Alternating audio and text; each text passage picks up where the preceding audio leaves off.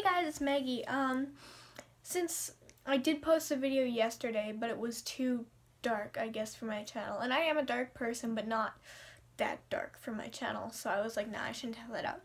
So instead, since Christmas is on Monday, I'm going to do a Christmas story along, like, a bad Christmas story with a good one. And then I'm going to do a creepy story that has nothing to do with Christmas. So, first, I'm going to tell you about my horrible, horrible Christmas, where I was around 9 years old, and I had this thing where I really liked climbing to boxes, and I don't know why. It's just a thing I've always liked to do, like a little fort, I guess. So, my dad, for Christmas, got this big grandfather clock from my mom, and they had unwrapped it, and they had put it up, and they had set it up and everything. And I got the box because I liked the box, so I wrote on it, "My box. This is my little house. I loved it." And so on Christmas, I was laying in it, and I was too tall for it. Like, that's hard to believe because I'm a short person, but I was too tall for the box. So I decided to stretch my legs out, forgetting that the grandfather clock was standing just outside of the box. And I kicked the grandfather clock over, and the glass smashed all over the floor, and I was in so much trouble. My dad was very, very mad. I stayed in my room for that whole Christmas because I felt horrible, and I was sad, and I hated it, but I did bring my box into my room. Yeah. And my other good Christmas, if you've been on my channel, you've probably seen my Boston Terrier, Jojo. So I think I was around 6 when this happened.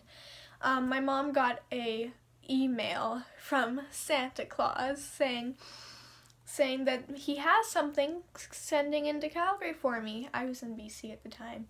And it's cute, and it's black and white, and I was so excited, and I was like, "Oh my gosh, Mom, we got a Boston Terrier," because I've been asking for one for so long. And I was so happy. And so me and my mom were looking for names for our Boston Terrier, and my mom found these really pretty names like Evangeline and Jaylene or something like that. And then we're scrolling through these names, I was like, Jojo! My mom tried so hard to talk me out of the name Jojo, but it didn't happen. So now I have a Boston Terrier named Jojo. We drove all the way to Calgary from BC together, and I'm annoying in the car, or I'm quiet, but back then I was really annoying all the time. And we drove there, and when I finally got my Boston Terrier, I loved her so much. She was like this big when we got her, and I was so happy. Like, she was the cutest thing. She still is. I love her so much. And yeah, that's what happened. I also have another story, actually, because I just remembered it. And it's not Christmas yet, but this happened a few days ago, and it was really fun, and I loved it. Last Wednesday at my youth, we were doing a gift swap, and we were wearing these Christmas costumes and everything, and it was so cool, Christmassy, woo! I love Christmas. I love dressing up, it's my thing. I was dressed up, I had bows in my hair, ribbons, and it was great. And we were doing this gift exchange where they would call your number, because you would pick a number out of a hat. And then you'd go up and pick any present under the tree, and the other youth had brought in these presents. And this girl, she walked up, and she picked a present, and then when she unwrapped it, I see her go like this and hold the box away from her. And I looked, and there was this little bitty rat in it, and you were allowed to exchange your gifts and trade. So as soon as I went up and got my gift from under the tree, I exchanged with her to get the baby rat, which I now have. I call her Monica because I already have a Phoebe rat, so I'm like Monica and Phoebe. I thought it was cute. Yeah, that was the other day, and it was really fun. So now, to make the mood sad and not happy at all, I'm going to tell you a very creepy story from grade 7. And it's not something that affects me now. Like, now that I look back on it, it's not very scary. Like, we did deal with this. We went to the principal about this. I got my mom to talk to this person about it, and he stopped. But if you are like from 2000 freaking 10. Yeah, no, not 10, like 13, 14, whatever. You would know about the app Kik. And I used it a lot. But this one guy, he randomly started talking to me, and he called himself Stalker Unknown. And it was really weird. And it was like really... He started telling me what I was wearing that day and who I hung out with that day. And it was really weird. And then he started talking about my friend. I'm going to call her Sandy. And he started talking about her and saying, well, why don't you ask her what's going on? And I was like, what?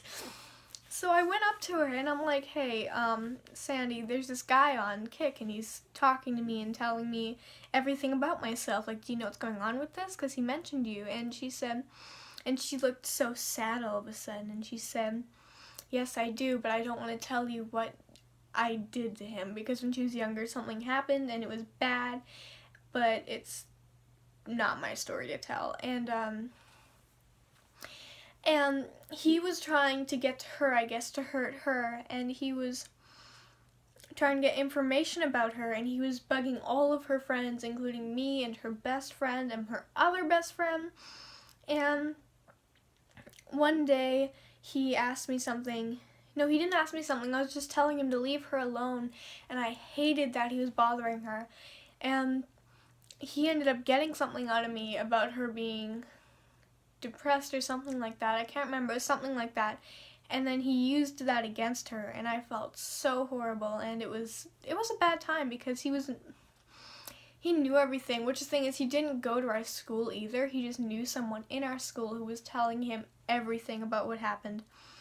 And it was really weird, and at the time it was scary. But this is, kids, this is, when you listen to this, you you need to know that if something like this happens to you, you need to go to your parents. Like, even if it's so terrifying and he threatens you, it doesn't matter. Go to your parents. They can figure something out. They can even call the police. So I went to my mom because I was getting so sick of it, and my mom messaged him, and she told him, if you keep bothering Megan and her friends, that we will call the police on you. And he stopped talking to me. He hasn't done anything since. Hopefully, I don't know anything about the other girl's life anymore. Yeah. That was this. Yeah, this isn't the best video, I know. It's really low quality, but it's all I got for this week. Yeah, so I hope you like and subscribe, and I will have a better video out hopefully by next week. Thank you for watching. Like and subscribe. My Twitter and Instagram is down below, so go follow those. And yeah, thank you for watching.